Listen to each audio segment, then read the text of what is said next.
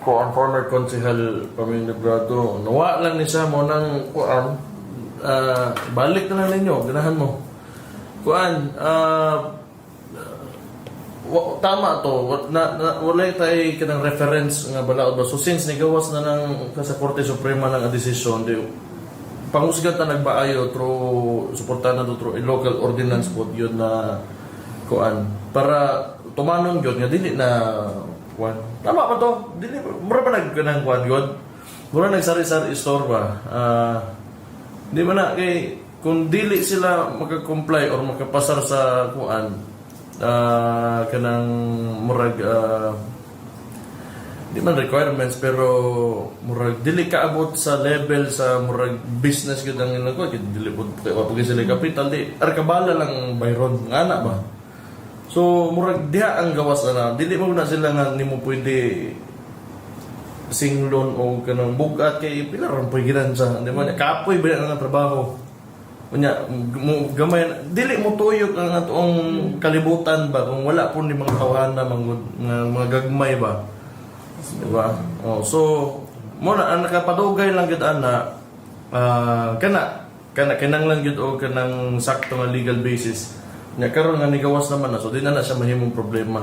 Ang problema lang karon kay natay mga nanagan nga kontra sa tuwa karong eleksyon nga gamito nila nga murag unsa ba nga murag nang mula timan na o wala yun di man na ingunana kaysa tinuod lang murag paminaw nila nga sila mo yung kuan ana produgay na si Paming Librado naga kuan ana nagalaban para sa kuan sa ana nga butanga sa City Council. So karon may tabo na gyud na. Sakto na di na ginapod na ma-reverse. Dili na sa mga kuan sa kanton na. So at least klaro lang tanan. Bro, kanang mga inguna na lisod man gud kung ipa-comply pa na nimo kinanglan magod sayon kung ang tao gusto mga nabuhay patas o tarong kinanglan nga kanang unta dili lisod ba magsugod bitaw ani kalibutanan nimo magi trabaho gid dapat sa gobyerno pero kung medyo kanang dako na yung kwarta imong ginastoryan o ginapatuyo kinanglan na kay mga ipang-comply ana pero ni mga ingon ana wala minimal lang dapat ang fees na ilang bayaran para to regulate lang po nila po na. I-regulate lang. Untok po siguro ngayon, basi pwede na itong pares aning sa mga ning-ani na platform ba? Mag-ibog yun o murag, para ma-regulate yun po yun ang sabi niya siyang ang paggunit nila no, para sa riders kay ana ako sa committee hearing no, pila ka committee hearing po na natin murag dili nila dawaton ang kanang as bisag na naana to yung Supreme Court na nigawas na nidaog na naning ana diligid nila dawaton gihapon ang ilang mga delivery riders as ilahag yung empleyado. So lagi ana gid na kung di manggod ang negosyante po whether we like it or not kung asa sila magkatigom og kwarta didto mo gina sila ana mo gid na dili na gusto mas dako nga responsibilidad o dungag nga trabaho siyempre kung bisag kinsa god di ba mas gusto mo ginato nga pero bisag unsaon na to, ang balaod man na. Kung dili na to na sundon, may pagwa na lang po tayo nagtukod og nasod. Di ba? So, naa naman ang balaod ha. Unya, I believe po nga ang gobyerno dapat manggod, naapod nga na dito sa kanang, dito sa mo pabor sa mga kinanglan nga isaka pod ang patason ang laban ba pag abot nimo sa kinabuhi bitaw nato. Dere aning kalibutanan. So, unta, na naman ang balaod, mo tuma na lang yun ta. Kaya para din na tayong magkikitag problema. Kaya wala, Korte Suprema naman na. Wala may sunod, ana. Humana ng storya, aside sa pag-amend, ma'am, na sa code, kaya yung mention kanina, since naka-storya magkita sa mga delivery riders, also sa imuhang tanaw ang mga kailangan pa nila na map that could, the city government can also help with. of course, first, kani siya ang pagtanggal yun kay kani isa sa number 1 yun nilang ginatanaw na ito na nagpabugat sila ang pagbayad na din sa business permit. Other than that, wala naman sila comply magid na sila sa ilahang ko ano. Ilahan lang is ilahan magid ang panginabuhian, no? Na mapasalamaton ta kay ato na tay good news karon sa ato ang mga riders no sa pipila pud ka tuig no na sa ilang kahigot-got no na nang digawas na siya.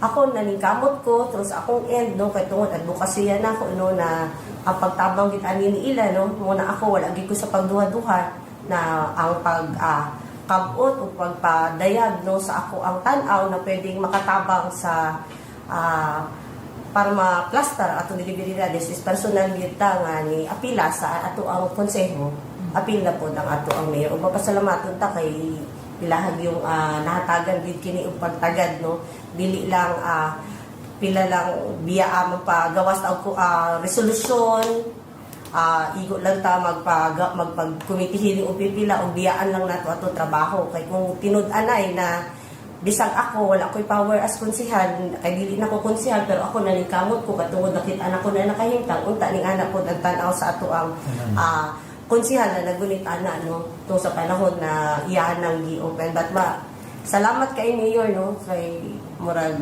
mo na gid ni ang pinaka the best na pinaskuhan no na mahatag nato sa ato ang delivery riders no isa gid ni ka good news no kung Di magiging na sa problema. Ang problema lagi kay balaod ba?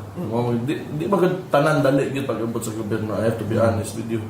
May uban medyo paspas, may uban medyo madugay nga na gina sa wala dili kanang wala po siguro kay makita gobyerno nga consistent kayo yung ilang pag-roll out bitaw sa mga pulisiya aning sa tibuok kalibutan ha.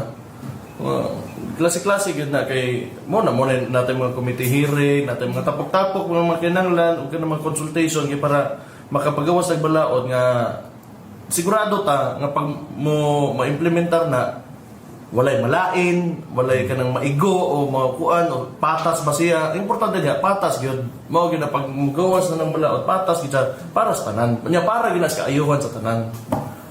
Tanan nga paboran.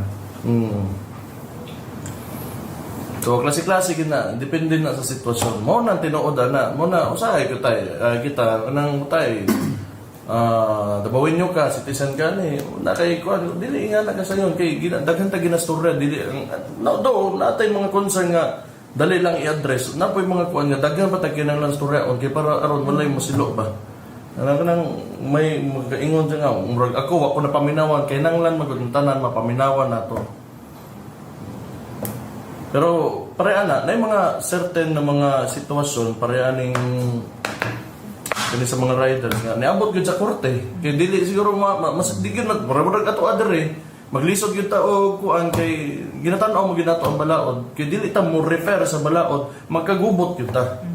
So kung na mo nang makaingon ko nga naagi limitasyon ang paghimo sa pulisiya o kanang pagsabot sa mga mulo sa mga tao kinahanglan na naiuban ana paspas naiuban hinay ana na siya pero dilibot pasabot nga way ginabuhat bot pasabot ng ana kinahanglan lang gyud na muagi lang gid proseso para pag-abot sa tumoy nagnisit ang tanan di ba nga way nagluon madawat ba kung dili man pabor gyud dito sa at least madawat man lang unsa pa ba ang imuhang mga advokasya ma'am sa sektor sa labor? Actually, no, kanisa number 1, no, but nahatag